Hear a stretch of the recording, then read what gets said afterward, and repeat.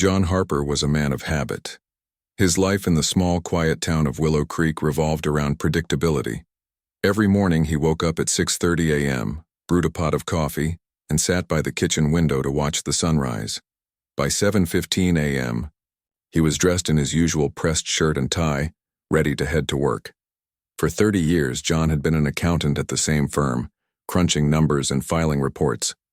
He lived a simple life, one that many might call unremarkable but which suited him just fine.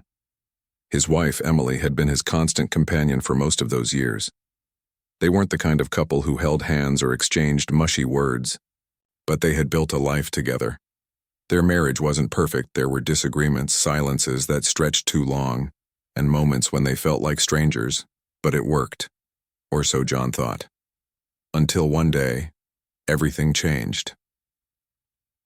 2. Started with a phone call late one evening. The voice on the other end belonged to Dr. Patel, Emily's cardiologist. "Mr. Harper," the doctor said, her tone soft but urgent. "I'm afraid there's been an accident. Emily suffered a sudden cardiac arrest. We did everything we could, but—" Her words trailed off, leaving John frozen in place. He barely remembered hanging up the phone or calling their neighbor to drive him to the hospital. All he could think about was Emily, the woman who had been his anchor, his partner, his entire world. When he arrived at the hospital, it was too late. Emily was gone. The doctors explained that her heart condition had worsened over the years without proper treatment. She hadn't told anyone, not even John. In that moment, standing alone in the cold hallway of the hospital, John felt like his own heart had stopped beating. How could she keep something so important from him?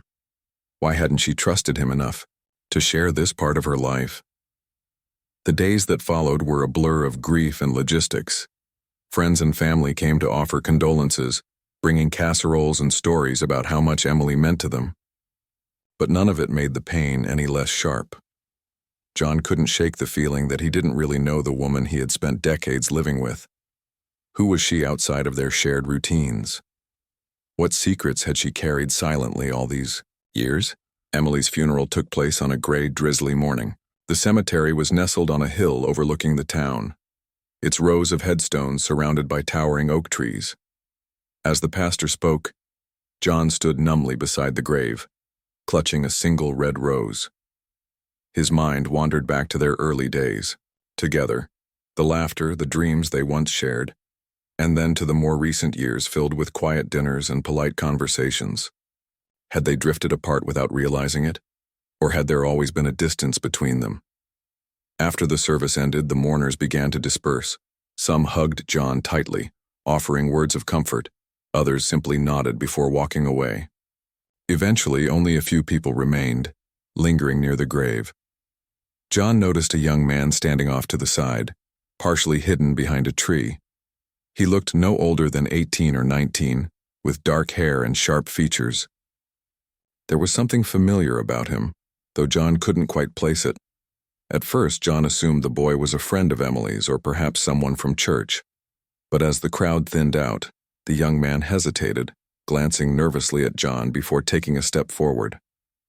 His hands were shoved deep into the pockets of his hoodie and his shoulders were hunched as if bracing himself for rejection. "Excuse me," the boy said finally, his voice trembling slightly. Are you John Harper?"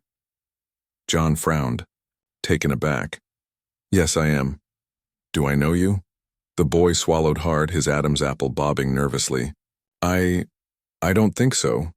But my name is Michael, and I think—" He paused, looking down at his shoes. When he raised his eyes again, they were filled with uncertainty and fear. "I think you might be my father." For a moment, John couldn't breathe. The words hit him like a punch to the gut, knocking the air out of his lungs. Father? It was impossible, or so he wanted to believe. He didn't have children. He and Emily had never discussed having kids, let alone raising one. Yet, as he stared at the boy, he couldn't deny the resemblance. The shape of his jaw, the curve of his eyebrows.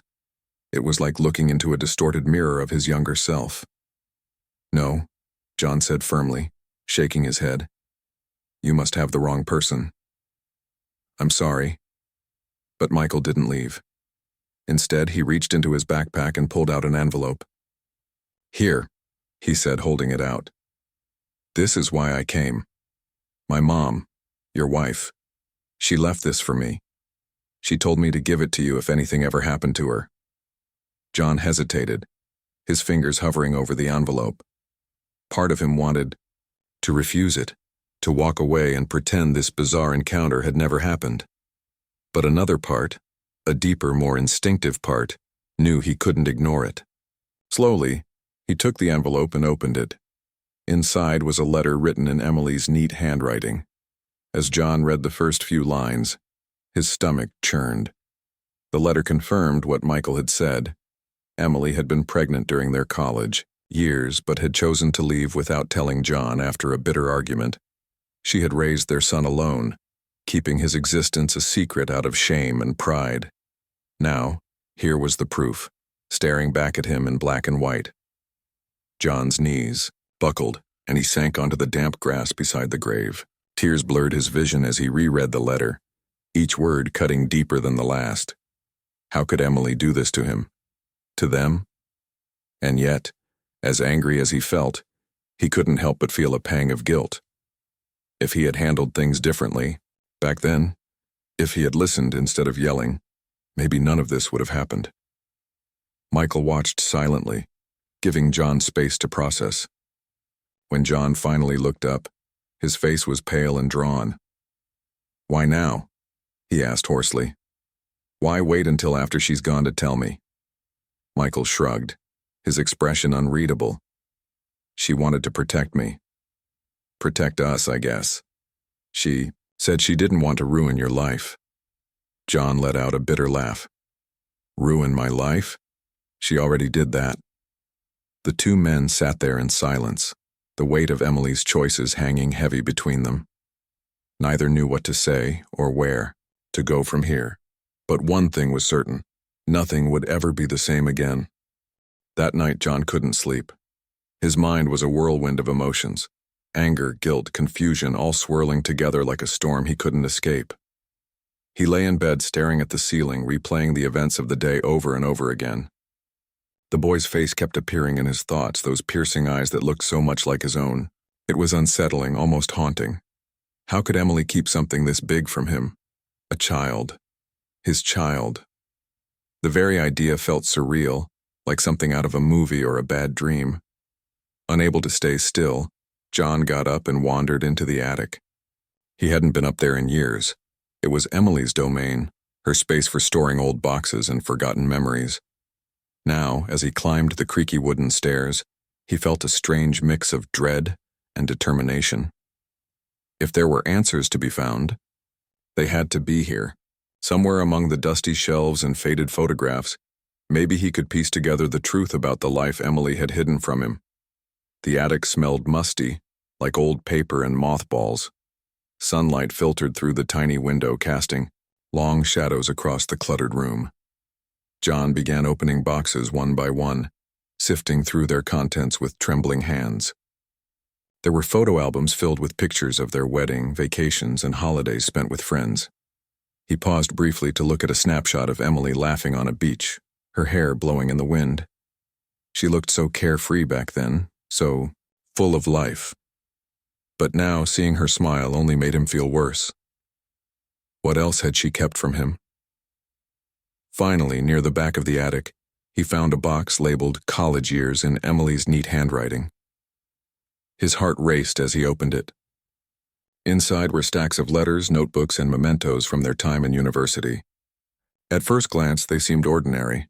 A ticket stub from a concert, a dried flower pressed between the pages of a book.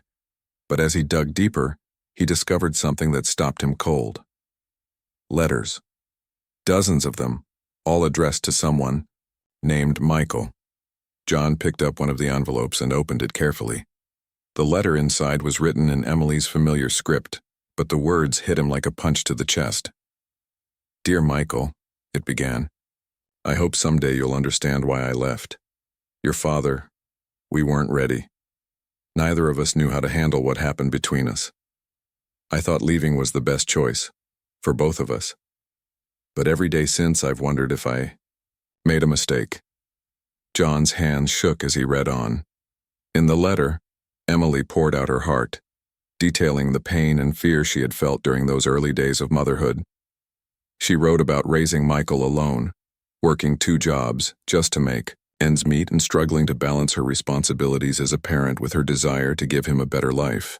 She admitted she had always planned to tell John about their son but never found the right moment. Or perhaps she confessed she was too afraid of what he might say. As John skimmed through more letters, a clearer picture began to emerge. Emily hadn't abandoned him out of spite or malice. She had been young, scared and overwhelmed, caught between doing what she thought was right and protecting herself and their unborn child from further hurt. Yet none of that softened the blow of betrayal. John felt betrayed not just by Emily's actions, but by the realization that she had carried this secret for decades without ever giving him a chance to share the burden. By the time he finished reading, tears were streaming down his face. He sat cross-legged on the floor, surrounded by fragments of a past he barely recognized. For years he had believed he knew Emily inside and out. They had built a life together, shared meals, laughed, argued, and grown old side by side. But now, he realized how little he truly understood about the woman he had loved. How many other secrets had she kept locked away? The next morning, John woke up with a heavy heart. He hadn't slept at all, yet he felt restless, unable to sit still. As he brewed his usual cup of coffee, he found himself staring blankly at the kitchen wall, replaying Emily's words in his head. Every day since I've wondered if I made a mistake. Those words haunted him. Had she regretted leaving? Did she ever think about reaching out to him, telling him the truth? And what about Michael? What kind of life had he led growing up without a father? Determined to find answers, John returned to the cemetery later that afternoon. He wasn't sure why he went back. Perhaps it was closure he was seeking, or maybe it was simply the need to confront the reality of what had happened. Either way, he felt drawn to the place where Emily now rested, as if being near her grave might somehow bring him closer to understanding. To his surprise, Michael was already there when he arrived. The boy was sitting cross-legged on the grass, beside Emily's headstone, sketching something in a notebook. He looked up when he heard footsteps, his expression wary but curious. For a moment, neither of them spoke. The silence stretched between them, thick and awkward. I didn't think you'd come back, Michael said finally, breaking the tension. I wasn't sure I would either, John admitted, kneeling down beside him. But I needed to see you, to talk. Michael nodded slowly, closing his notebook. Did you read the letters? Yes, John replied, his voice hoarse. I read them all. I can't even begin to imagine what your mom went through, or what you've been through, for that matter. Michael shrugged, trying to appear nonchalant, but John could see the vulnerability in his eyes. It wasn't easy, he admitted quietly. Growing up without a dad, I mean. Mom did her best, but there were times when I wondered, why things turned out the way they did. John sighed, running a hand through his graying hair. I wish I had answers for you, Michael. But the truth is, I'm just as lost as you are. I had no idea about any of this until yesterday. They sat in silence for a while, each lost in their own thoughts. Finally, Michael spoke again, his voice softer this time. Do you hate her? For keeping me a secret, I mean. John hesitated, before answering. Hate was too strong a word. What he felt was more complicated than that, a tangled web of anger, sadness, and regret. No, he said finally. I don't hate her. I'm angry, sure, hurt. But I miss her. And I can't help wondering what might have been different if I'd known about you sooner. Michael looked at him then, really looked at him, as if trying to gauge whether he meant what he said. After a moment, he nodded. She talked about you sometimes, Not a lot, but enough. She said you were smart, hardworking, dependable, that you had a dry sense of humor she used to tease you about. Despite everything, John couldn't help but chuckle at that. She always did love teasing me. For the first time since meeting, John felt a flicker of connection. It was small, fragile, and uncertain, but it was there. Maybe they couldn't undo the past or erase the years they had lost, but perhaps they could start somewhere new. Together. The next few weeks were a blur of emotions for John. Every morning he woke up with the same question on his mind. What now? The revelation about Michael had turned his world upside down, and he wasn't sure how to move forward. He had spent decades living one version of his life only to discover that there was another version, a parallel story, that had been unfolding without him. It was overwhelming, to say the least. Michael, too, seemed unsure of what to do. After their second meeting at the cemetery, they exchanged phone numbers, but neither of them called right away. Days passed in silence, each waiting for the other to make the first move. Finally, John decided he couldn't let things stay this way. Whether he liked it or not, Michael was his son. And if they were going to have any kind of relationship, it was up to him to take the first step. One Saturday afternoon, John texted Michael, "Hey, I was thinking, maybe we could grab coffee sometime. No pressure, just thought it might be nice to talk more." To his relief, Michael replied almost immediately, "Sure, that sounds good." They met at a small cafe on the edge of town, a cozy spot with mismatched chairs and the smell of freshly baked pastries wafting through the air. When John arrived, Michael was already seated at a corner table, scrolling through his phone. He looked up when John approached, giving a small wave. There was still an awkwardness between them, but it felt less tense than before. "Thanks for coming," John said as he slid into the seat across from Michael. "I wasn't sure if you'd want to meet again." "I wasn't sure either," Michael admitted with a shrug. "But I figured it couldn't hurt to try." They ordered coffee. John got a black brew, while Michael opted for something sweet and frothy, and started talking. At first, the conversation was stilted, full of polite questions and short answers. But as the minutes ticked by, they began to open up a little more. John asked about Michael's childhood, and Michael talked about growing up in a bustling city apartment with Emily. He described her quirks, the way she hummed while cooking, her obsession with crossword puzzles, and how she always insisted on celebrating birthdays with homemade cake. Hearing these stories made John smile even as they tugged at his heartstrings. He realized how much he had missed out on, all the little moments that made up a life. Yet instead of letting bitterness creep in, he focused on listening. For the first time in years, he truly listened to someone, not because he had to, but because he wanted to. In return, Michael asked about John's life. What was it like growing up in Willow Creek? How did he and Emily meet? Did he have any hobbies outside of work? John found himself sharing details he hadn't thought about in ages, like how he used to play guitar in college, or how he and Emily bonded over their mutual love of old movies. As he spoke, he noticed Michael nodding along, occasionally smiling. It was strange, but also comforting, to see glimpses of himself in the boy. Despite the progress, there were still moments of tension. Once, when John mentioned how much he regretted not being part of Michael's life, the younger man bristled. "It's not like you had a choice," Michael said sharply. "Mom made that decision for both of us." John winced, feeling the sting of the words. "You're right," he said after a pause. "I didn't have a choice then, but I do now, and I want to be here, for whatever that's worth." Michael studied him for a moment, his expression unreadable. Then slowly, he nodded. "Okay, let's see where this goes." Over the next few weeks, they began meeting regularly. Sometimes it was at the cafe. Other times they went for walks around the park or drove to nearby towns to explore. Each outing was a mix of discovery and discomfort. They were strangers trying to bridge a gap 30 years wide, and it wasn't easy. There were moments when John felt like he was failing miserably, when Michael would clam up or give monosyllabic answers. But there were also moments of connection that gave him hope. One such moment came during a visit to John's house. Michael had agreed to come over for dinner, though he seemed hesitant at first.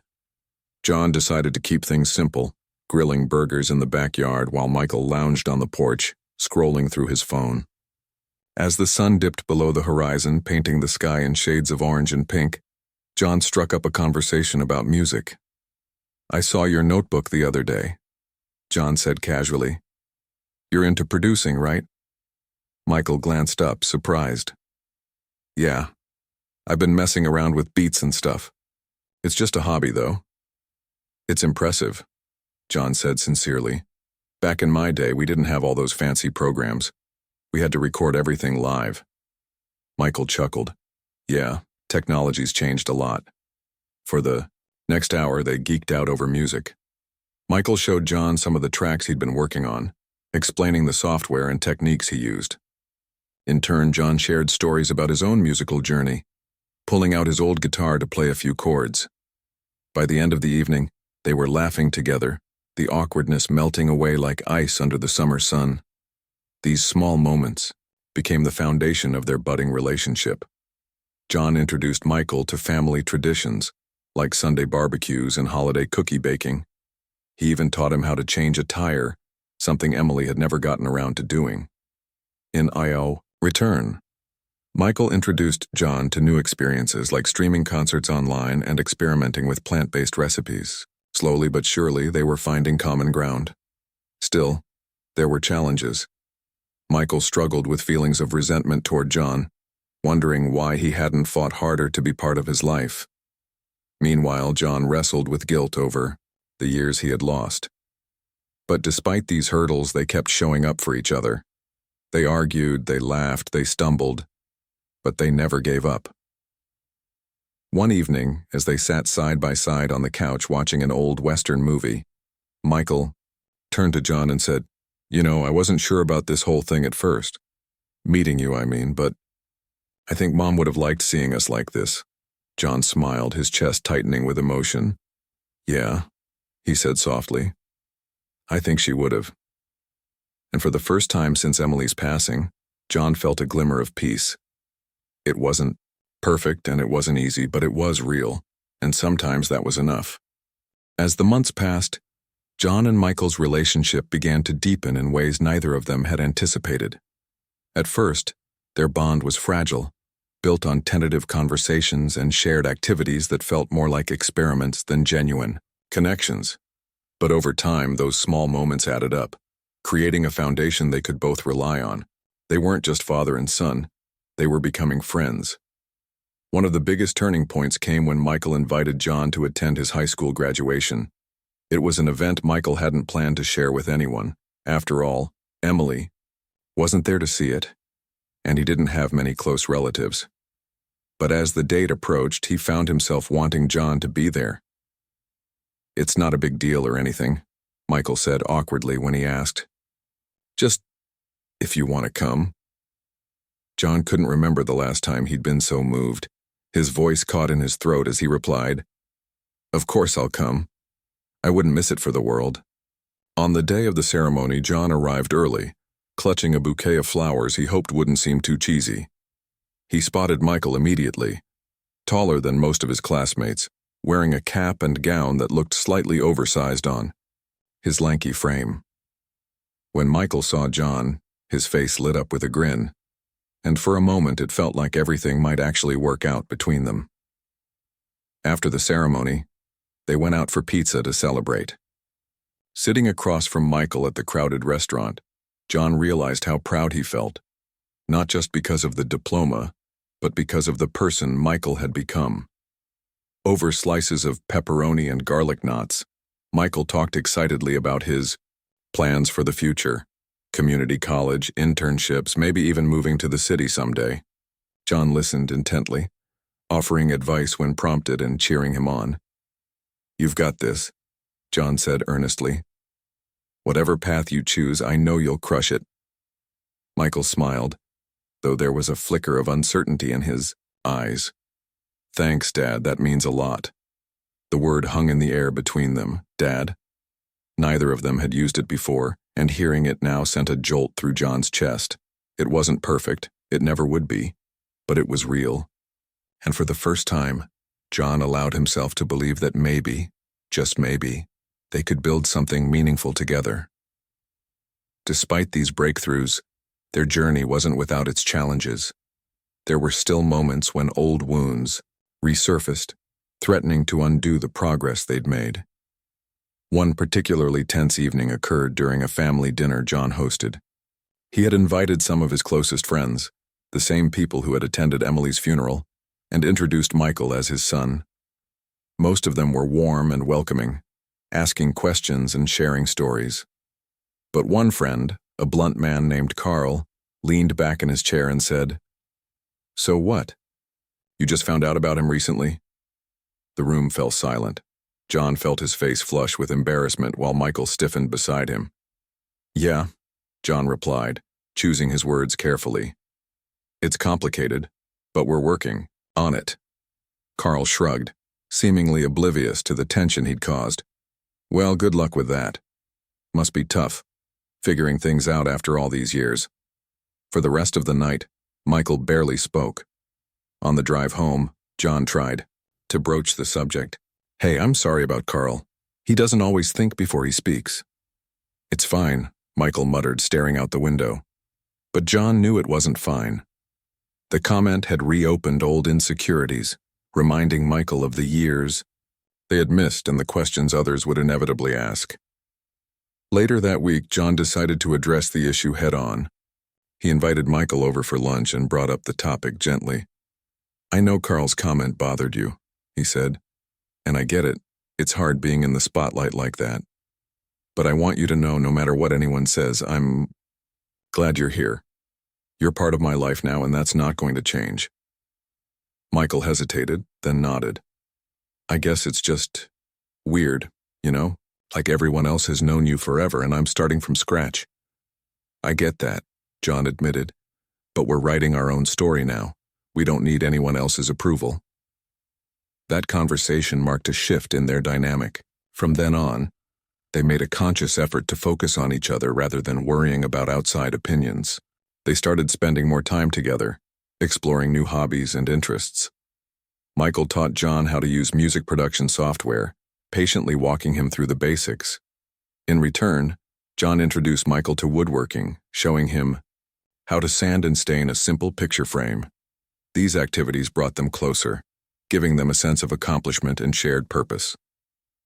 Another pivotal moment came when Michael confided in John about a personal struggle he'd been facing. Late one evening, as they sat on the porch watching fireflies blink in the summer darkness, Michael opened up about his fear of failure. "What if I mess up?" he asked quietly. "What if I can't live up to what people expect?" John put a hand on his shoulder, his expression serious. "Let me tell you something, Michael. Life isn't about living up to expectations, it's about finding your own way. Sure, you'll make mistakes along the road, everyone does. But those mistakes? They're how you grow. Trust me, I've made plenty." Michael glanced at him, surprised by the vulnerability in John's tone. "You really mean that?" "Absolutely," John said firmly. "You're stronger than you think, and no matter what happens, I'll be here to support you." In that moment, Michael realized something important. John wasn't just trying to be a father, he genuinely cared. For the first time in his life, he felt like he had someone who believed in him unconditionally. As summer turned to fall, their relationship continued to evolve. They celebrated holidays together, went on weekend trips, and even started volunteering at a local shelter. Each experience strengthened their bond, proving that they didn't need decades of history to create meaningful memories. By the time winter rolled around, John and Michael had settled into a rhythm that felt natural and true. One snowy December evening, as they decorated the Christmas tree together, John paused to look at Michael. "You know," he said softly, "I never thought I'd say this, but meeting you has been one of the best things to happen to me." Michael grinned, hanging a glittery ornament on a low branch. "Same here, Dad. Same here." And for the first time, John truly believed it. The anniversary of Emily's passing arrived sooner than either John or Michael expected. Over the past year, they had grown closer, forging a bond that felt both fragile and resilient. Yet, as the date approached, an unspoken heaviness settled between them. This wasn't just another day, it was a milestone, a moment to reflect on everything they had lost and everything they had gained. John woke up early that morning, unable to shake the weight of memories pressing down on him. He sat by the kitchen window with a cup of coffee, staring out at the frost-covered grass. The sky was overcast, matching the somber mood in his heart. Emily's absence still lingered like a shadow, but now it was accompanied by something else. Gratitude. Gratitude for Michael, for the unexpected second chance life had given him. Michael, too, felt the pull of the day. He spent hours pacing his small apartment, trying to decide what to wear, how to act, whether he should even go to the cemetery. Part of him wanted to avoid the whole thing, to let the day pass quietly without acknowledgement, but another part knew he couldn't. Emily deserved better than that, and so did John. When they finally met at the cemetery, the air was crisp and cold, carrying the faint scent of pine needles. Emily's grave was adorned with fresh flowers left by friends and neighbors, their bright colors standing out against the grayness of the winter landscape. John stood a few feet away, hands shoved into the pockets of his coat, waiting silently for Michael to join him. "Hey," Michael said softly as he approached. His breath came out in visible puffs, mingling with the chilly air. "Hey," John replied, offering a small smile. "Thanks for coming." They stood side by side for a while, neither speaking, just looking at the headstone. Finally, Michael broke the silence. "Do you think she'd be proud of us? Of where we are now?" John exhaled slowly, his gaze fixed on the engraved letters of Emily's name. "I think she'd be happy we found each other," he said after a pause. "She loved you more than anything, Michael, and I know she wanted us to have this chance, even if it took longer than it should have." Michael nodded, blinking back tears. "Yeah, me too." For the first time, they allowed themselves to talk openly about Emily, not just as a shared loss, but as the bridge that had brought them together. John shared stories about their early years, describing how Emily used to drag him out of bed on weekends to watch sunrises. Michael laughed when John mimicked her impatient tone, saying, "John Harper, if you don't get up right now, I'm leaving without you." In turn, Michael told John about the little rituals Emily had created for them, like Friday night movie marathons and Sunday pancake breakfasts. They swapped anecdotes, filling in gaps in each other's understanding of the woman who had shaped both their lives in such profound ways. As the conversation flowed, John realized something important. Emily's secrecy hadn't been about shutting him out. It had been about protecting everyone involved. She had carried the burden of her choices alone because she believed it was the only way to shield both John and Michael from pain. It didn't excuse what she had done, but it helped John see her actions in a different light. "You know," John said eventually, his voice thick with emotion, "I spent so long being angry at her. Angry for keeping you from me, for lying. But now, I think I understand why she did it. Doesn't make it easier, but I can forgive her. For your sake, and mine." Michael looked at him, surprised by the raw honesty in his words. "I think she'd appreciate that," he said quietly. "She always said forgiveness is the hardest thing, but also the most freeing." They stayed at the cemetery for nearly an hour, talking and laughing and crying until the cold began to seep through their coats. As they prepared to leave, John reached into his pocket and pulled out 2 small stones. "Here," he said, handing one to Michael. "Let's leave these for her. Something to mark today." Together they placed the stones on top of the headstone, side by side. It was a simple gesture, but it carried immense meaning. A symbol of unity, of healing, of moving forward together. On the drive home, Michael turned to John and said, "You know, I used to feel like I didn't belong anywhere, like I was stuck between 2 worlds, yours and Mom's, and I didn't fit in either. But now, I feel like maybe I do belong. With you." John's throat tightened, and he gripped the steering wheel a little tighter. "You do belong, Michael. You always will." That evening they returned to John's house, where they lit a fire in the living room and made hot chocolate. Sitting on the couch surrounded by flickering flames, They talked about the future, plans for holidays, potential trips, and dreams they hoped to achieve. For the first time, John didn't feel afraid of looking ahead. Instead, he felt hopeful. Hopeful for the life they were building together, brick by brick. As the clock struck midnight, marking the end of the anniversary, John raised his mug in a quiet toast. "To new beginnings," he said. Michael clinked his mug against John's, smiling genuinely for the first time all day. To new beginnings. And in that moment, under the glow of the firelight, John felt a sense of peace he hadn't known was possible. Life would never be perfect. It rarely was. But it didn't need to be. What mattered was the connection they had forged, the love they had chosen to nurture despite the odds. Together they had turned a story of loss and secrets into one of redemption and hope. And that, John realized, was worth every step of the journey.